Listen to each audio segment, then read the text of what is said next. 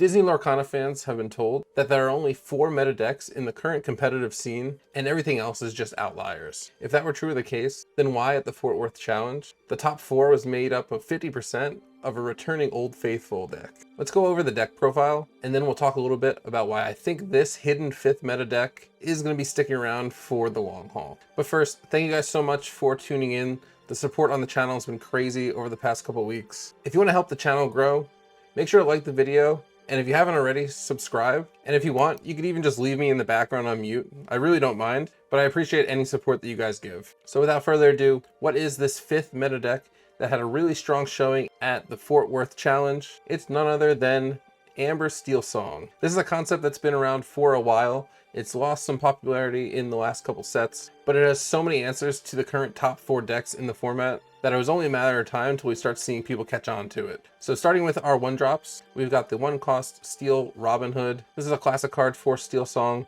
The whole goal here is going to be getting him out on turn 1 so that we can shift the higher cost Robin Hood very early onto the field and be able to sing all of our songs, hopefully even a whole new world, and then that'll just completely disrupt the opponent's game plan. The other 1-drop card that we have here is Amber's The Queen Royal Monarch. This is also a 1-cost 2/2 with the main purpose of getting out our big 5-cost characters super early, allowing us to sing our songs before we technically should be able to. And then speaking of singing before we're technically able to, our next character is the 2-cost Ursula Singer 4, which means she can sing things like Along Came Zeus, World's Greatest Criminal Mind, and Let the Storm Rage On, allowing us to really get our control on the board as early as turn 3 when she's able to sing songs. Moving on to our 3-cost characters, everyone's familiar with this one.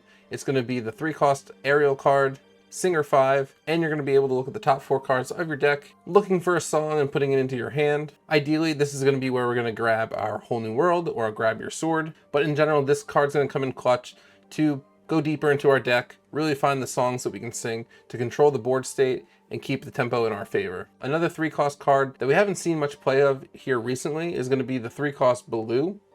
He has Bodyguard and he's a 0/3, and when the card gets banished, you're going to gain 2 lore.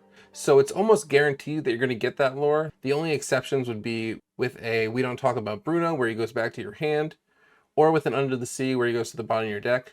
Other than those two, he's going to be guaranteed to get that 2 lore whenever he is taken off the board. This is key because you can either swing him into an exerted character to get that 2 lore for free, or you can even use your own actions to take him off the board and get 2 lore that you wouldn't normally get. And then we did see another 3-cost character in this deck, and that would be the 3-cost Lawrence card.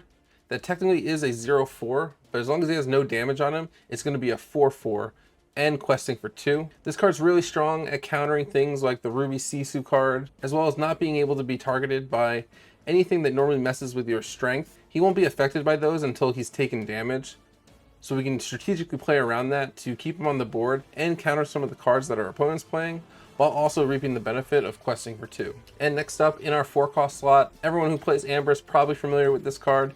It is the Rapunzel Gifted with Healing. When you play this character, remove up to 3 damage from one of your characters and draw a card for each damage removed. This combos very well with that Lawrence card, keeping him topped up and damage free to keep his strength at 4, as well as benefiting from the card draw. The only problem with this card is it is rather expensive, so if this card's out of your budget, you could swap out with a Julieta Madrigal that does a very similar thing. It doesn't heal for as much and you can't draw as many cards, but it's performing a similar action as the Rapunzel card. And then moving on to the 5-cost slot, another card that might be out of budget for some players. It's going to be the 5-cost Robin Hood Champion of Sherwood. I personally still am holding off to get a couple copies of this card. I missed out on the initial hype around it, but thankfully because set championships are ending, prices are on the low, so if you can find a good deal, it might be a good time to stock up on maybe 2 or 3 of these. But this card's great because when you have him on the board and you're challenging your opponent's characters, every time that you banish something, you're going to get 2 lore for it, and then once he is taken off the board in a challenge, you're also going to be able to draw a card. It's always really nice to have cards that have a way of replacing themselves. Plus, this card has the added benefit of being a shift card. So on turn 3, we're looking to shift onto our smaller Robin Hood, sing out those bigger songs earlier, getting challenging much earlier. And even though this is a very expensive card, I think he's worth the investment that you're going to put out for it. Our other 5-cost card that's going to be filling a similar role to Robin Hood is going to be the Queen.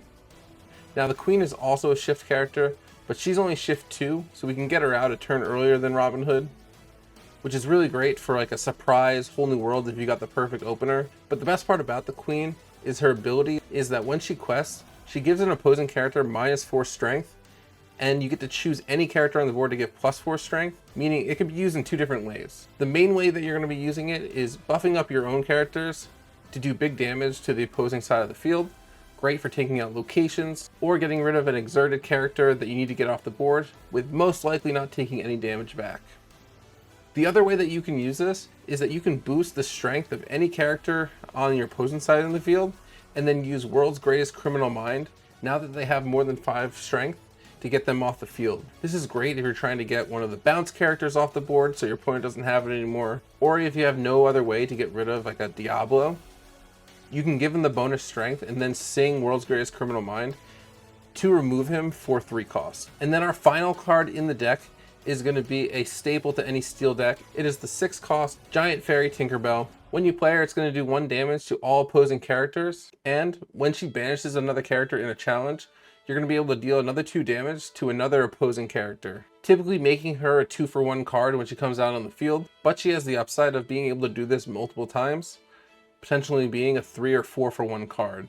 That'll wrap up all the characters that go into this deck. Now it's time to talk about all the songs that are going to be in this deck. Starting out with our 3-cost songs, it's going to be Let the Storm Rage On. Let the Storm Rage On is a great card, being able to deal 2 damage without really paying for it because it's a song. And then it's a card that also replaces itself because you get to draw a card at the end. Next up, I was talking about this a little bit earlier. It is the 3-cost World's Greatest Criminal Mind. We're going to use this card as our bigger removal spell. Any character that doesn't have ward can be targeted by this spell as long as they have 5 strength or more. And as we talked about, we have a way to boost character strength to make them targets when they typically wouldn't be targets for this. And then at base, this is going to take out things like Tamatoa and Maui, things that you're really scared of coming at your own characters or questing for a lot. Next up, at 4 costs, which is going to be able to be sung by most of the characters in this deck, we have And Then Along Came Zeus.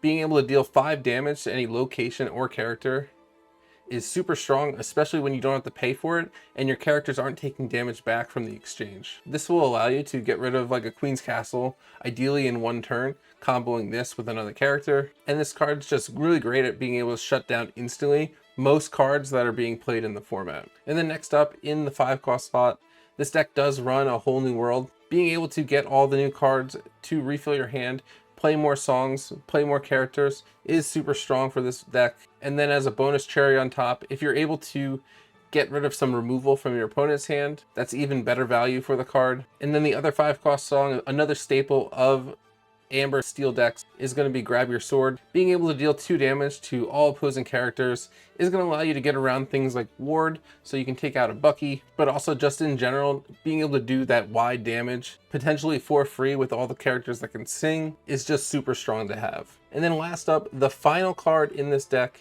since we are singing so much, it has to be Sleepy's Flute. Now in the challenge event, this card was the make or break moment for most games, especially against decks that didn't have many ways to remove items. With how often Amber Steel is clearing the board and removing things with its control, constantly getting 1 or 2 or 3 of these flutes out, and now you're getting that lore every single turn, as long as you play a song, which we normally are, given how many songs are in this deck. This was the card that just passively closed out games, and in some cases made it where the opponent would just scoop early, because even though they can clear the board, if they couldn't remove the items and knew you were just going to sing a song, they knew it was going to be over anyway. Now what's really interesting is that for the Toronto Challenge, Emerald Steel is not going to be the same as it was for the rest of the set, since the Bucky errata is going into effect, but we're still playing in the set 4 format. So there's going to be other decks that fill the void with all the Emerald Steel players having to shift to something else. Against the new version of Emerald Steel,